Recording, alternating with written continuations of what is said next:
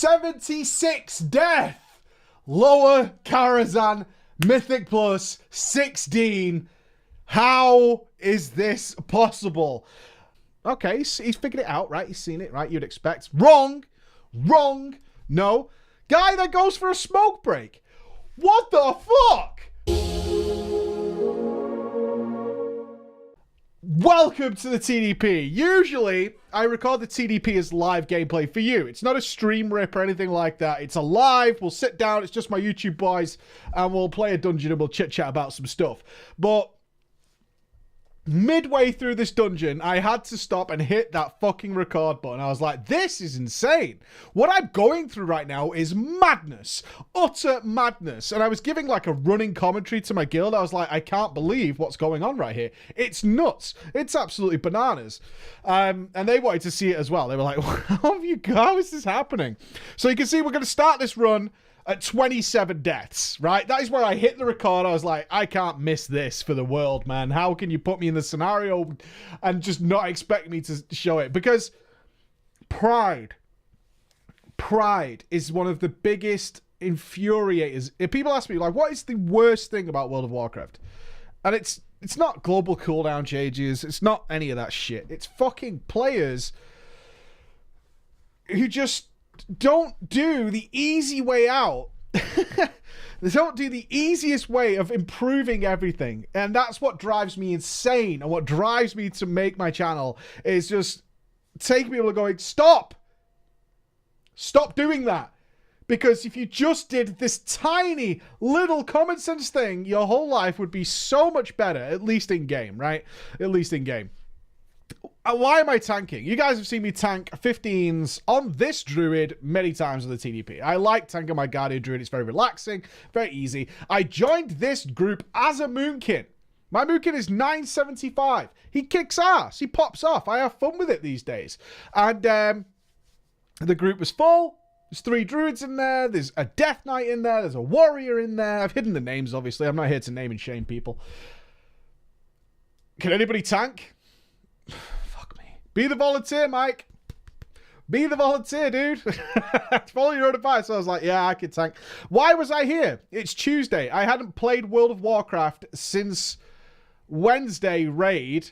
And even then, I only logged into raid. I had streamed it all week. We'd not touched World of Warcraft for 7 days. I was like, I need to get my mythic chest done for next week. Why? I don't know. Maybe there'll be something good in there, right? So I was like, I could really do with doing them Tuesday night. So I was like, I had like a fucking 17 or 18 seat or something on my druid. I was like, well, I'm not doing that in a pug. And most of my guild's already done it anyway. So I was like, right, jump in a pug. Jump to this group. Can anybody tank? Fuck my life. In we go. Affixes this week then are, of course, bolstering. Which if you don't know, it means it buffs the other group. When an ad dies, it buffs everything else around you. When the trash dies, it buffs the rest of the living trash that's in combat. And skittish, which means the tanks do way less threat. I forgot how gimp my Guardian Druid is comparative to the balance spec. I went from 970 to 961. Not the end of the world, but not great. But in a skittish world against warriors that could burst 9 million plus in a couple of seconds. Right. DK also way overgeared. There are 3 Titan Slayers in this group. That means the 3 of the guys in there had killed, including myself, had killed Mythic Argus.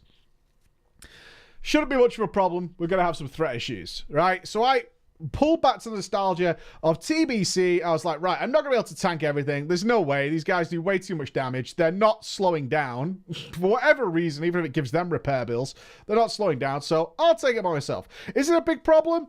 Sure, I guess so. I have no issue admitting my mistakes, but there's not much I could do about it. There's only so many buttons I can press, right? There's only so many things I could do. If you're going to charge in, pop Avatar, throw down Ravager, go fucking absolutely bananas on some trash, I'll just keep thrashing away, dude. There's not much I can do about it. That's just the way it's going to be. So I did my best. I kind of had fun with it, honestly. It was pretty interesting to be back in this taunt, stun, taunt again scenario with some mobs. That was pretty cool. But what became so apparent so quickly is that these guys didn't know how Lower Karazhan worked at all. Now, I do not pretend, and on stream today, I could back this up. to know everything about Mythic Plus. I learned a Blackrock Hold mechanic today. I've done that dungeon probably 100 plus times, if not way more. And I learned a mechanic today. And how do we ask it? Something went wrong. Someone went, how did that happen? We asked, how does that work? And someone said, oh, it actually works like this. Notice what I did there? Ask a question. Pride. This pride that so many players have that they're really good and must know everything. And if there's something that occurs that they don't understand, keep your fucking mouth shut. Why? This is what created this scenario. This mess of a dungeon was exactly that. The refusal to ask a question and just wait until people eventually realize that you don't know what you're doing. So we had a Boomkin in there. Team Russia has not paid his dues in Lower Karazhan, as every Moonkin must do. They must walk those hot coals of doing Lower Karazhan and paying your dues on a decently, reasonably high key. I know, 15. In a dungeon that can kill you, right? Every Moonkin who's listened to this knows they've walked their path. They have been in there and they're like, yeah, paid my dues. Our Moonkin hadn't paid his dues. It got to the point where this Moonkin had wiped us so many times that by the Grand Ballroom, our healer was begging him to stop using Starfall. He was like, please, for the love of God, stop doing it. And it just went like, I blurred everything out, but it went, stop using Starfall. Stop. Please stop. Because he was also this pride again. Every time this guy dropped, because Karazhan's got so many levels with trash all over the place, Starfall is like a big sphere, right? It's like a giant sphere. So if you pop it down, it goes through the floor, it goes through the ceiling in some places. Should it? Doesn't matter. It does. You should learn this stuff. And therefore, it was pulling trash from everywhere. I got blamed for it at first. Should have been my first red flag. The very first corridor of Lower Karazhan, going up to the balcony, I got blamed for it. I've just offered to tank for his group, and it was the Warriors like, Druid, don't pull like that. Bolster. I was like, I didn't do it. It was Starfall. Because the guy had Starfalled, and all the trash from downstairs came running upstairs. And then the Druid went, no. Nah. I would never make such an arbitrary mistake. I am the Lord of Moonkins and World of Warcraft. It's like reading the forums. Like when you see people, I tried raiding, but everybody else, literally everybody else, was shit. Except for me. I am your god. All right. Okay. So, excuse me from that. So, I was frustrated because it was like the very tumbled vision, right? Like, there was more mobs, tank pulled more. That was like the limit of the thought process. So I was like, no, it's not me with Starfall. And then by the time we got to the Grand Ballroom, that's when it had like switched. It was like, please stop using fucking Starfall. Because what was happening all the time in this dungeon, which led to so many deaths, was we would be killing a pack, and then the group would be dying, would start dying, and we'd turn around and there was mobs coming from everywhere that was killing people. So realizing this, I had to start playing it super safe on my pulls, right? I'm like, we got to keep going. And it turned from like a mess where you wanted to leave to kind of like a thing of beauty where you wanted to see how this was going to finish up. And I started recording. We actually had a relatively smooth period of time here. I think there's only like 10 deaths between here and reaching achievement. So we'd had 27. And then by the time we reach achievement, it's like 37, something like that. And now you're asking, how did you get to 76 death on achievement on a non-tyrannical week? And it came back to that fucking thing again, pride. No one knew how achievement worked. Which is weird, but it kind of makes sense. Based on the Warlock thing we've done recently, right? Where I was saying, people don't know how stuff works until it becomes deadly. But then we're going to combine that with the next layer, which is this pride thing. We're not going to ask either. And what we're certainly not going to do is try and figure it out. And I got into this loop, endless loop. And again, I had gone past the case where I was frustrated. I was just like, this is really interesting. Like, I have to see this. I have to play this out. And so what we did was pull attunement for the first time. And then the healer didn't dispel the debuff. So the whole group just died straight away. And I was like, oh, shit. Okay. Mistake. Maybe forgot the debuff existed. Maybe, you know, something along those lines. Get back, pulled again, same thing, wipe again. There's 10 deaths straight off the bat. So you can see how these quickly racked up. And then got back in, died again. And then the guy goes, people were asking about the debuff. Don't want you to think we were all completely silent here. We're not. Like, people are asking what's going on. So people are saying it's the debuff, it needs to be dispelled. Healer's saying, I know, right? Then the healer goes, I've never healed Lower Karazhan before. I'm like, oh. And he's like, how do I dispel this? Like, it's not popping up on him on Rayframe. So it's like 4 deaths in before the guy's gone, I can't tell who's got the debuff. And so we said, you can see it. You can physically see it. You have to look. It's like a purple thing on somebody's back. And then I just said, look, if you get it on your back, just look at your own back and say me or something like that so you can get rid of it. You know, help the guy out. Do something. No one ever did that, not a single time. But the next pull, it disappeared straight away. Okay, he's figured it out, right? He's seen it, right? You'd expect. Wrong. No. Guy that goes for a smoke break. What the fuck? What? I'm going for a smoke break? I was like, what is happening? It's like, I'm going for a smoke now. It was like, we're in a dungeon with strangers. What are you doing? Oh my god, because he couldn't be asked running back anymore. So he's like, I'm going for a smoke. Whereas me, I was like, oh my god, this is fucking unbelievable. So it turns out he did kind of figure it out, but I think it was on himself.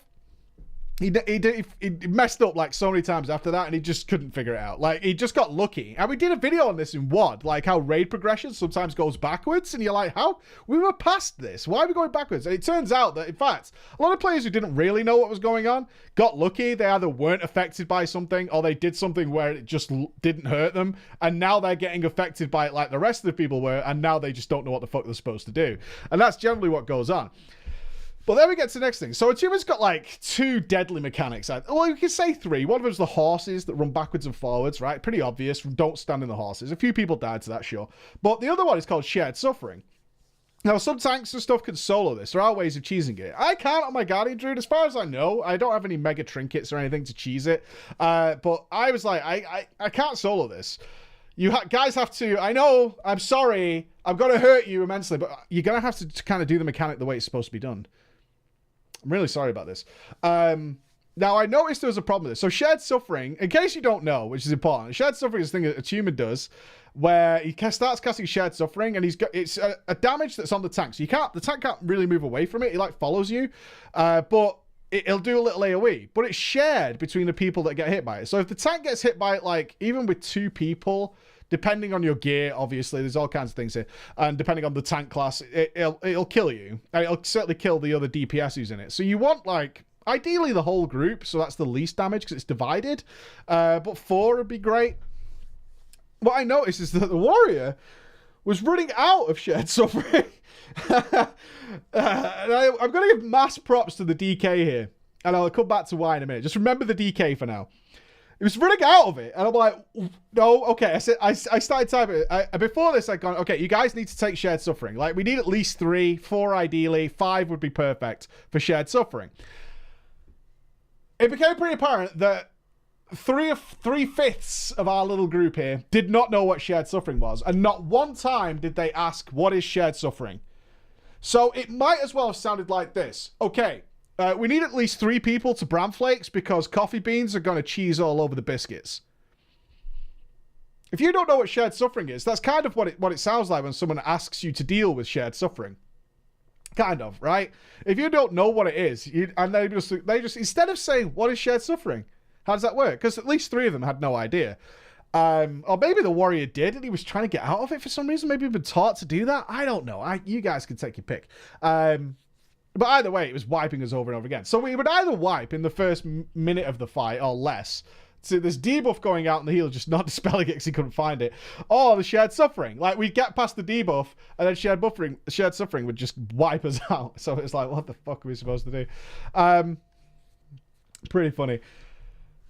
And what kept happening when we came back was just go. Like, this kept saying go. And it was something that used to happen to me in raiding around about TBC. Was this go thing. Like, we would wipe to something, and instead of trying to figure out why we were wiping or do something about it, they would come back and say, go. All right, try again. And wipe to the same thing over and over again. And it used to get really frustrating for me when our raids did that, because I would just simply say, Why do we keep pulling this when this is obviously not working? And there's a balance to be found between we didn't execute what we were supposed to do correctly, therefore we should try again, and we're doing something really wrong, just smashing our faces in so it isn't going to get the boss killed.